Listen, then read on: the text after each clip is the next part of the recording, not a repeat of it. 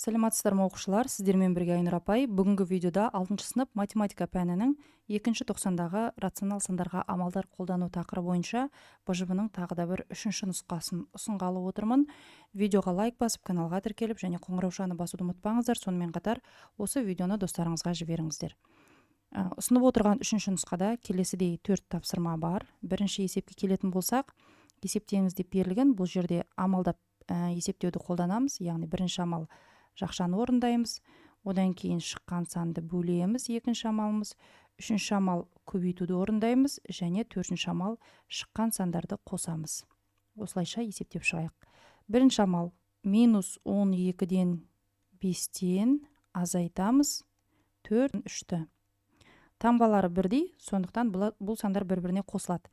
Қосу үшін ортақ бөлімге келтіреміз. Ортақ бөлім 12 бірінші бөлшекке 1-ден, екінші бөлшекке 3-тен береміз. Сонда ортақ бөлім 12 деп жазып алайық. Ал алымында минус 5-ті 1-ге көбейтсек минус 5, минус 3-ті көбейтсек минус 9 болады. Сонда бөлшектің бөлімі 12-ні жазып қоямыз да алымын есептейміз. Алымында минус 5, минус 9 дегеніміз минус 14, минусты алдына жазайық та 14-ті алымына жазамыз. Енді бөлшекті осы қалыпқа қалдырамыз, өйткені келесі амал бізде бөлу. Екінші амалды орындайық. Минус 12-ден 14-ті бөлеміз. 2,3-тен 1 дегенді 1-ден бұрыс бөлшекке айналдырайық, яғни 3-тен 7 болады. Бөлшектер бөлініп тұрған кезде қысқартылмайды, сол себепті минус 12-ден 14 деп жазып аламыз. Бөлуді көбейтуге айналдырып, одан кейінгі тұрған бөлшекті кері санға айналдырамыз, яғни 7-тен 3 деп. 14 пен 7 қысқарады, 7-нің орнында 1, 14-тің орнында 2 қалады. 3 пен 12-ні де қысқартуға болады. 3-тің орнында 1, 12-нің орнында 4 қалады. Тағы да міне 2 мен 4 қысқартуға болады. Екеуі де 2-ге бөлінеді. 4-тің орнында 2, 2-нің орнында 1 қалады.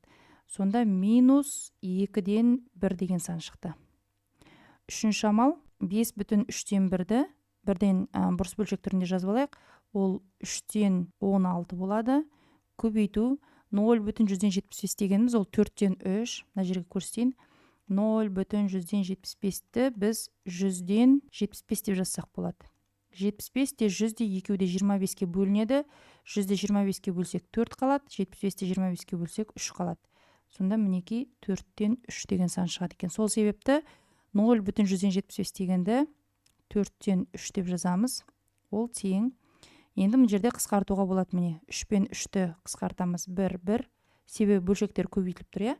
16 мен 4-ті қысқартамыз.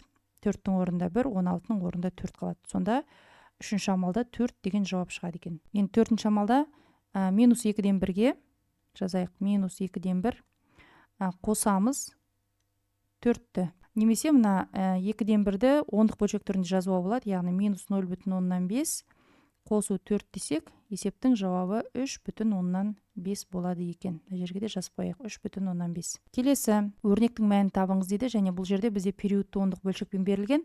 Периодты ондық бөлшектерді біз жай бөлшекке айналдырамыз. Мына жаққа жалғастырып жазайын. 0 периодта 12 болып тұр.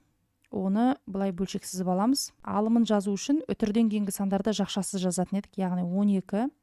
Одан азайтамыз, үтір мен жақшаның арасындағы санды. Ал бізде ол жерде сан жоқ болғандықтан азайту 0 болады, яғни 12-дің өзі қалады деген сөз. Ал бөлімінде жақшаның ішінде неше цифра болса, сонша 9-ды жазамыз.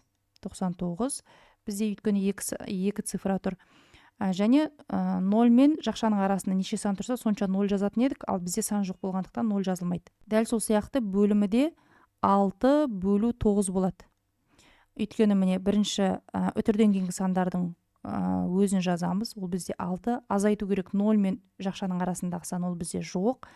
Ал бөлімін жазған кезде жақшаның ішінде неше цифра тұр, соны жазамыз. Бізде 1 цифра, яғни 1 рет 9 жазамыз. Және 0 мен жақшаның арасында неше цифра болса, сонша 0 жазуымыз керек. Бізде сан болмағандықтан біз 0-ді жазған жоқпыз. Түсінікті деп ойлаймын. Қосу 1 бүтін. Енді мына жерде периодтағы 81-ді жазатын болсақ, міне мына периодта 12-ге ұқсас болып тұр. Сол себепті бұл бізде 81 бөлу 99 бола салады. Енді міне мына бөлшектерді алымындағы бөлшекті бөліміндегі бөлшекке бөлу деп түсінеміз. Солайынан жазайық, яғни 99-дан 12-ні бөлеміз 9-дан 6-ға.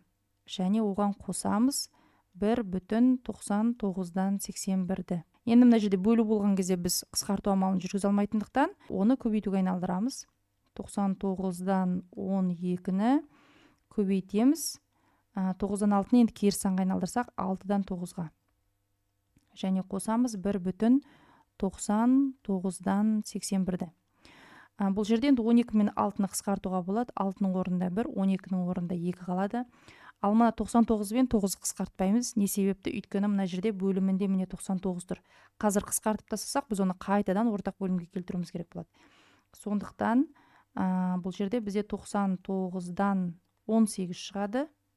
Оған қосамыз 1,99-дан 81-ді. Ортақ бөлімге келіп тұр. Енді қосайық. Мына жерде 0 бүтін деген сөз 0-ге 1-ді қоссақ 1 болады. 1 бүтін. Бөлімінде 99 жазып қоямыз. Енді алымындағы 18-ге 81-ді қоссақ 99 болады. Сонда 99-дан 99 деген ол 1 бүтін. Мына 1 бүтінмен қосатын болсақ 2 болып шығады екен. Мына жерге жазып қояйын. Есептің жауабы 2. Келесі үшінші тапсырма. А қосу Б көбейту С ол тең АС қосу БС көбейтудің үлестірімділік қасиетінің орындалатынын мына сандар арқылы тексеріңіз дейді. Олай болса, бірінші мына теңдіктің сол жағын есептеп алайық. А қосу Б көбейту С-ны есептеп аламыз. А дегеніміз 0,5, оған қосамыз Б-ның мәні минус 0,3-ті. Осының барлығын көбейтеміз С-ның мәніне, яғни минус 0,4-ге. 0,5-ке минус 0,3-ті қосатын болсақ 0,2 шығады. Және оны минус 0,4-ке көбейтетін болсақ, минус 0,8 шығады екен. Жауабы минус 0,8. Енді теңдіктің екінші жағын есептеп көреміз, яғни АС қосу БС болғанда неше шығады екен. А-ның орында 0,5 көбейту С-ның орында минус 0,4 қосу Б минус 0,3 көбейту С-ның орында минус 0,4. 0,5-ті минус 0,4-ке көбейтетін болсақ, минус 0,2 шығады. Мына 2 минус көбейтіліп плюс болып кетеді, сондықтан плюс деп жазамыз. 0,3-ті 0,4-ке көбейтсек 0,12 болады. Минус 0,12 плюс 0,12 ол минус 0,8-ге тең екен. Яғни теңдіктің оң жағында да минус 0,8 шықты. Екеуінің мәні бірдей. Олай болса, мына көрсетіліп тұрған көбейтудің үлестірімділік қасиеті орындалады деп айтамыз. Келесі төртінші есеп. Али бір сан ойлады. Осы саннан минус 0,6-ны алып, нәтижесін 1,4-ке көбейткен кезде 8,4 сан шықты дейді. Бастапқыда қандай сан ойланған? Ойланған сан белгісіз, сондықтан оны x деп аламыз. Ары қарай мәтінмен жүретін болсақ, минус 0,6-ны алып дейді. Азайтамыз минус 0,6-ны. Және осы шыққан санды көбейтуіміз керек 1,4-ке, сол кезде 8,4 шыққан дейді. Міне теңдеуіміз шықты. Осы теңдеуімізді есептейміз. Шықшаны ашатын болсақ, x мына 2 минус плюс болып кетеді. Плюс 0,6.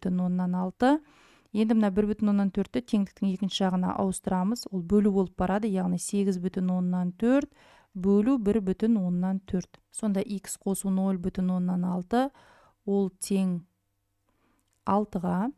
Енді мына 0,6-ны өткіземіз теңдіктің екінші жағына, сонда x тең, ол азайту болып барады, себебі мына жерде қосу болып тұрды. 6 азайту 0,6, сонда x-тің жауабы 5,4 болады екен. Балалар, осымен бүгінгі қарастыратын есептеріміз аяқталды. Есептердің шығарылу жолы түсінікті болса, видеоға лайк басып, каналға тіркеліп және қоңырау шаны басыңыздар. Сонымен қатар осы видеоны достарыңызға жіберіңіздер. Себебі бұл видео сіздерге алдағы келе жатқан бұжыларда пайдалы болуы мүмкін. Сонымен қатар сұрақтарыңыз болса, комментарийға жазыңыздар. Ал мен сіздермен келесі видеоға дейін қоштасамын. Сау саламатта болыңыздар. Сіздермен бірге болған Айнұр апай, оңай математика каналы.